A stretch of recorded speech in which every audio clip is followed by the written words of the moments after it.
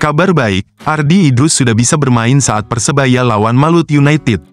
Persebaya Surabaya sudah bisa diperkuat salah satu bek andalannya, Ardi Idrus, ketika menjamu Maluku United dalam pertandingan pekan ke-19 Liga 1, di Stadion Gelora Bung Tomo, Surabaya, Jumat, tanggal 17 Januari tahun 2025. Pasalnya, sang pemain sudah bebas dari sanksi kartu merah saat melawan Semen Padang. Komisi Disiplin PSSI menjatuhkan sanksi kepada Ardi atas kartu merah yang didapatkan saat melawan Semen Padang pada tanggal 15 Desember tahun 2024. Ardi melakukan pelanggaran dengan melakukan gerakan tambahan yang mengenai wajah pemain lawan serta mendapatkan kartu merah langsung.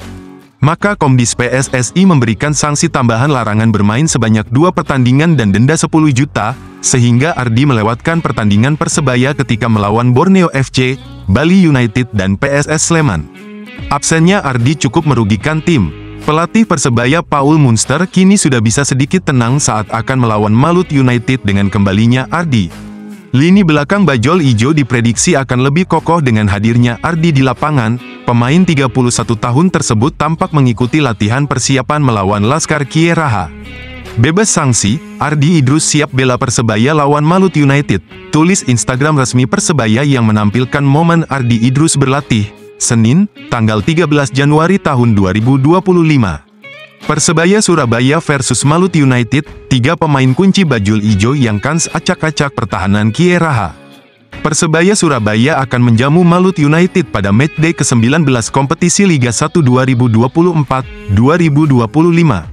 Diketahui, Persebaya Surabaya saat ini tengah bertengger di posisi kedua pada klasemen sementara Liga 1 dengan perolehan 37 poin. Dari 18 laga yang dilakoni, skuad Bajul Ijo berhasil mencatatkan 11 kemenangan, sementara sisanya 4 hasil imbang dan 3 kekalahan. Sementara itu, posisi Maluku United terpaut jauh, yakni di urutan ke-12, Maluku United berhasil mengantongi 22 poin dari 5 kemenangan, 7 hasil imbang, dan 6 kekalahan selama 18 pertandingan. Dapat dipastikan Persebaya Surabaya bukanlah lawan yang mudah bagi Maluku United, terlebih, Persebaya Surabaya diperkuat oleh sejumlah pemain kunci dengan statistik yang mengesankan. Tak menutup kemungkinan, ketiga pemain tersebut berpotensi mengacak-acak formasi sektor pertahanan Laskar Kieraha pada laga mendatang. Flavio Silva merupakan striker tajam kelahiran Guinea-Bissau. Pemain berusia 28 tahun itu sukses menjelma menjadi ujung tombak utama Persebaya Surabaya. Ia menjadi top skor Persebaya Surabaya bersama dengan Mohamed Rashid. Tercatat, Flavio Silva berhasil melesatkan 6 gol dari 17 pertandingan di Liga 1 musim ini. Kehadiran Flavio Silva dalam skuad Persebaya Surabaya diharapkan mampu mengantarkan Bajul Ijo menyabet trofi juara Liga 1 2024-2025. Selanjutnya, ada Mohamed Rashid yang berperan sebagai gelandang bertahan dalam skuad Persebaya Surabaya. Setelah berpisah dengan Persib Bandung dan Bali United, Mohamed Rashid kemudian melanjutkan kiprahnya di Liga 1 bersama dengan Persebaya Surabaya. Pemain berlabel Timnas Palestina itu berkolaborasi dengan Gilson Costa untuk mengunci lini tengah skuad Bajul Ijo guna meredam serangan masuk dari lawan. Meskipun ia memiliki tugas utama sebagai jenderal lini tengah, Mohamed Rashid juga berkontribusi besar menyumbangkan gol untuk Persebaya Surabaya.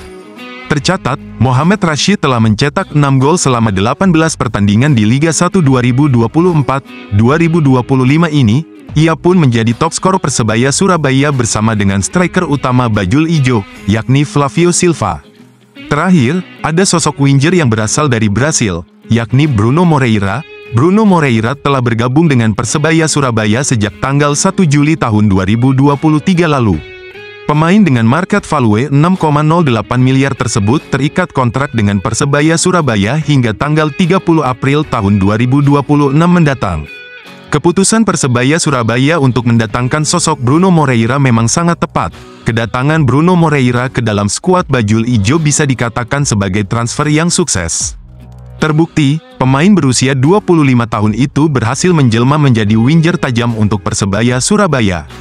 Memiliki kemampuan yang andal dalam menyisir wilayah sayap, Bruno Moreira berhasil melesatkan 21 gol serta 8 assist selama mengawal Persebaya Surabaya dalam 76 laga.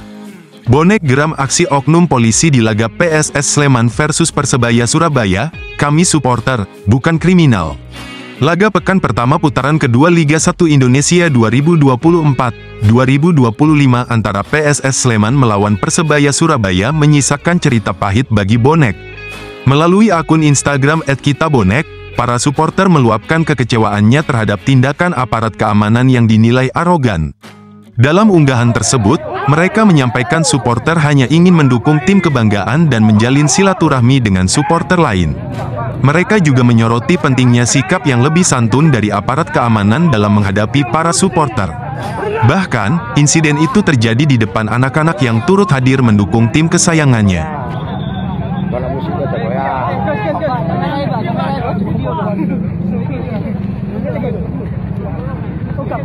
Dulu Gilson Costa bersama Benfica pernah borong 2 gol ke gawang Bayer Leverkusen, kini hilang dan meredup di Persebaya Surabaya. Gilson Costa mungkin bukan nama yang asing bagi para pecinta sepak bola Eropa pada masanya. 10 tahun lalu, ia mencuri perhatian saat membela SL Benfica di ajang UEFA Youth League U19. Pada laga fase grup C melawan Bayer Leverkusen, Gilson tampil sebagai pahlawan. Bermain sebagai gelandang bertahan, ia sukses mencetak 2 gol dalam kemenangan 4-1 untuk Benfica. Momen gemilang itu menjadi bukti potensi besar yang dimiliki Gilson di usia muda. Namun, perjalanan karirnya tidak berjalan mulus seperti yang banyak orang harapkan. Setelah meninggalkan Benfica, Gilson sempat berkelana ke beberapa klub. Namun, ia gagal menemukan konsistensi yang bisa mengembalikan performa terbaiknya. Kini, Gilson Costa berlabuh di Persebaya Surabaya, salah satu klub besar di Liga 1 Indonesia. Ia didatangkan pada awal musim 2024-2025 dengan harapan bisa menjadi pilar di lini tengah. Namun, performanya sejauh ini masih jauh dari harapan para pendukung Persebaya Surabaya. Dari 18 pertandingan yang sudah dimainkan, ia belum mencatatkan satupun gol atau assist. Statistiknya menunjukkan kontribusi yang minim di lini serang, dengan hanya mencatatkan 9 umpan kunci sepanjang musim. Perannya di sektor kreativitas terlihat kurang optimal. Gilson juga baru melepaskan 8 tembakan sejauh ini, dengan hanya 2 di antaranya yang tepat sasaran. Akurasi tembakannya pun hanya mencapai 25%, angka yang jauh dari kata memuaskan. Dalam hal distribusi bola, Gilson sebenarnya cukup baik dengan akurasi umpan mencapai 90%, dari total 441 umpan yang dilepaskannya, 393 berhasil mencapai target. Namun, kontribusinya dalam menciptakan peluang melalui umpan silang atau umpan terobosan masih minim. Ia hanya mencatatkan 3 umpan silang dan 8 umpan terobosan sepanjang musim. Dari segi pertahanan, Gilson menunjukkan performa yang lebih baik dibandingkan kontribusinya di lini serang. Ia mencatatkan 50 tackle, dengan 26 diantaranya sukses. Ia juga membuat 28 intercept, 11 sapuan, dan 2 blok tembakan. Statistik ini menunjukkan perannya sebagai gelandang bertahan yang lebih fokus pada menghentikan serangan lawan. Namun, ia kerap melakukan pelanggaran yang tidak perlu. Hingga pekan ke-18, ia sudah mencatatkan 18 pelanggaran dan menerima 3 kartu kuning. Kritik pun mulai berdatangan dari para pendukung Persebaya Surabaya.